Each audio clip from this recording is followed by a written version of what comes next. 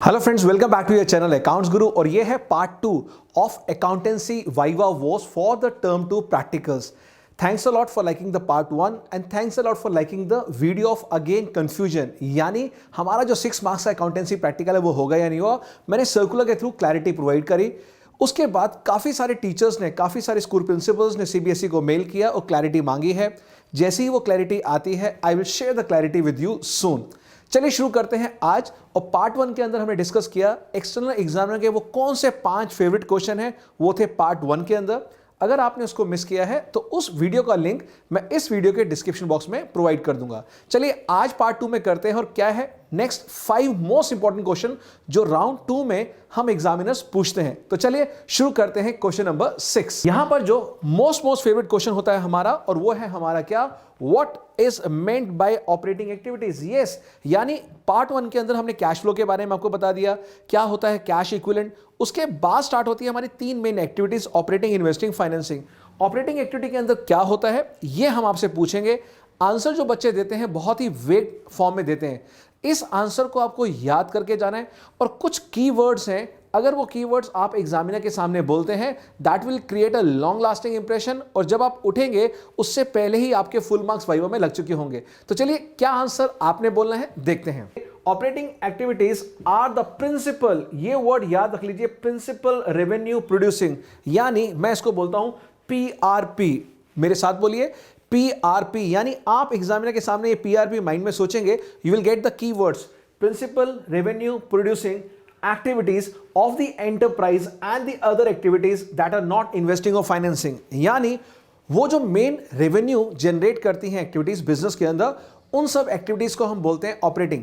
ये financial company के लिए अलग ऑपरेटिंग होंगी, नॉन फाइनेंशियल कंपनी के लिए अलग होंगी, बट जो भी मेन रेवेन्यू प्रोड्यूसिंग एक्टिविटी है that are known as what, your operating activities.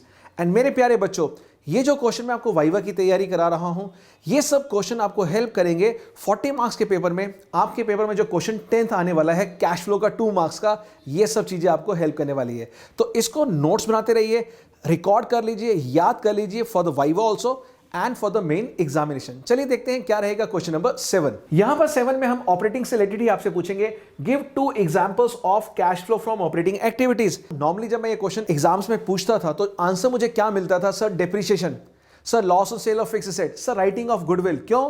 क्योंकि ये सभी आइटम हम ऑपरेटिंग एक्टिविटी के अंदर इनको प्लस करते थे। बट यहां जो आंसर होगा वो होगा direct method of cash flow statement, यानी आपको पढ़ाया जा रहा है इनडायरेक्ट मेथड और वाइवा में हम पूछेंगे आपसे डायरेक्ट मेथड। क्यों? क्योंकि ये कॉन्सेप्ट क्लैरिटी हमने आपको कैश फ्लो की फर्स्ट क्लास में प्रोवाइड की थी। क्या क्या होते हैं इनफ्लो, क्या क्या होते हैं आउटफ्लो ऑपरेटिंग में, और वो भी हमने डायरेक्ट मेथड से सिखाया था। सो वहां पर हम बताएंगे क्या क्या होते हैं inflow, cash sales, cash collected from the debtors. तो देखते हैं क्या ये आंसर हमारी स्लाइड पर है। नेक्स्ट, सो 2 एग्जांपल। यस, यहां पर है हमारा कैश सेल्स और यहां है हमारा कैश रिसीव फ्रॉम डेटर्स यानी ट्रेड रिसीवेबल। इसी तरह से अगर मैं आपसे पूछता 2 आउटफ्लो बताइए ऑपरेटिंग में, तो आप कह सकते हैं परचेज ऑफ गुड्स, आप कह सकते हैं payment of expenses, even the income tax paid is also operating activity. Next question number 8 है, what is meant by cash flow from investing activities. यानी जो 3 एक्टिविटीज हैं वो तीनों एक्टिविटीज के बारे में आपको मीनिंग पता होना चाहिए, हर एक के बारे में कीवर्ड्स पता होना चाहिए, और इसका कीवर्ड्स क्या रहेगा चलिए देखते हैं इसके आंसर में। यहां पर देखिए cash flow from investing implies inflows and outflows of cash and cash equivalent from sale. एक वर्ड है सेल और दूसरा वर्ड जो इंपॉर्टेंट है वो है एक्विजिशन, यानी सेल एंड एक्विजिशन। यहां पे लिख लीजिए, अंडरलाइन कर लीजिए, sale and acquisition of fixed assets and other investments which are not included in the cash and cash equivalent. तो बात करते हैं यहां पर जो भी कोई सेल होगी या परचेज होगी, परचेज को बोलते हैं acquisition of your fixed assets, और वो टेंजिबल भी होगा, इनटेंजिबल भी होगा, साथ में होंगी आपकी इन्वेस्टमेंट्स, और वो इन्वेस्टमेंट्स जो कैश इक्विवेलेंट का पार्ट नहीं है, यानी कि मार्केटेबल सिक्योरिटीज को हम यहां नहीं लेंगे अगर उसका maturity period less than 3 month है। तो इस तरह से अगर आप आंसर देते हैं तो वो आपकी एक बॉन्डिंग बनती है एग्जामिनर के साथ, और एग्जामिनर की आंखों में चमक आती है कि वाह क्या बच्चा है, क्या आपके टीचर्स ने आपकी तैयारी कराई है, तो मैं आपको ये गारंटी दे रहा हूं कि इस वाइवा में आपके फुल मार्क्स आने वाले हैं if you go through all this questions.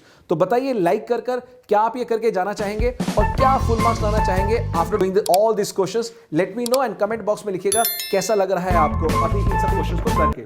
Next question हमारा रहेगा क्वेश्चन नंबर 9 एंड यहां पर है what is meant by financing activities for preparing cash flow statement. हमने ऑपरेटिंग कर लिया, हमने इन्वेस्टिंग कर लिया, तीसरा एग्जाम में जरूर पूछेगा आपसे कि भाई फाइनेंसिंग एक्टिविटीज क्या होती हैं, और यहां भी कुछ कीवर्ड्स हैं, आप देखिएगा बहुत ही ब्यूटीफुल कीवर्ड है। चलिए देखते हैं उस आंसर में क्या आंसर आप देंगे एग्जामिनर को। तो इसके सॉल्यूशन में अगर हम देखें तो financing activities are the activities that result in changes in the size and composition. मेरे साथ 2 बार बोलिए, changes in the size and composition. Size and composition किस चीज का कंपोजिशन?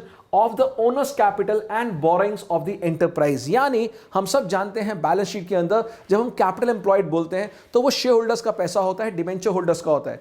अगर इस पैसे के अंदर कुछ चेंजेस आते हैं, इंक्रीज या डिक्रीज, इनफ्लो या आउटफ्लो, उसको बोलते हैं हम फाइनेंसिंग एक्टिविटीज। तो यहां पर आपने नोट करना है change in the size and composition. So I hope ये तीनों एक्टिविटी ऑपरेटिंग, इन्वेस्टिंग और फाइनेंसिंग के कीवर्ड्स आपको समझ आ गए।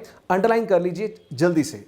नेक्स्ट लास्ट क्वेश्चन हम देखते हैं हमारा, give 2 examples of financing activities while preparing cash flow statement. और ये मेरा लास्ट क्वेश्चन है पार्ट 2 का, यानी कोई भी 2 एक्टिविटी आप बता दीजिए फाइनेंसिंग की, यानी इनफ्लो आउटफ्लो कुछ भी बता सकते हैं। अगर स्पेसिफिकली वो पूछते हैं एग्जामिनर इनफ्लो बताइए, then you have to tell 2 inflow. अगर वो पूछते हैं आउटफ्लो तो आप 2 आउटफ्लो बता सकते हैं। जब स्पेसिफिकली ना लिखा हो इनफ्लो आउटफ्लो तो कोई भी 2 आइटम बता सकते हैं। चलिए देखते हैं आंसर क्या है। यस, पहला है issue of shares by a non finance company, यानी एक फाइनेंस कंपनी अगर इशू शेयर्स करती है उसके लिए वो ऑपरेटिंग एक्टिविटी होता है, इसलिए जानबूझकर मैंने यहां लिखा है आपके लिए नॉन फाइनेंस कंपनी अगर शेयर्स इशू करती है, डिवेंचर इशू करती है, तो वो इनफ्लो ऑफ फाइनेंसिंग एक्टिविटी होता है। और यहां पर पेमेंट ऑफ डिविडेंड है, ये होता है फाइनेंसिंग में आउटफ्लो।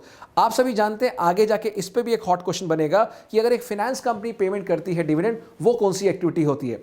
तो अगले पार्ट 3 में करने वाले हैं नेक्स्ट राउंड के 5 ब्यूटीफुल क्वेश्चन जो हॉट्स होंगे, माइंड ब्लोइंग होंगे। अगर ये एफर्ट अच्छा लगा, वीडियो पार्ट 2 अच्छा लगा तो थम्स अप कीजिएगा, कमेंट कीजिएगा हमारे एफर्ट कैसे लग रहे हैं और खुल के सपोर्ट कीजिए, बिकॉज पार्ट 3 आपका वेट कर रहा है। जाने से पहले डू लाइक, सब्सक्राइब और बेल आइकन को जरूर प्रेस करना, क्योंकि अगर आपने बेल आइकन प्रेस किया तो अगली वीडियो का नोटिफिकेशन आपको सीधा मिलेगा और आप मिस नहीं करेंगे। इसी तरह से आगे और भी पार्ट्स आते रहेंगे जिसमें पूरा वाइवा कवर होगा और 10 में से 10 प्रैक्टिकल्स लाने की मेरी गारंटी है आप लोगों के लिए। तो चलिए बच्चे, मिलते हैं नेक्स्ट पार्ट 3 में जल्दी से। Take care, God bless you all. और जाते जाते yes wonderful, take care, God bless you all.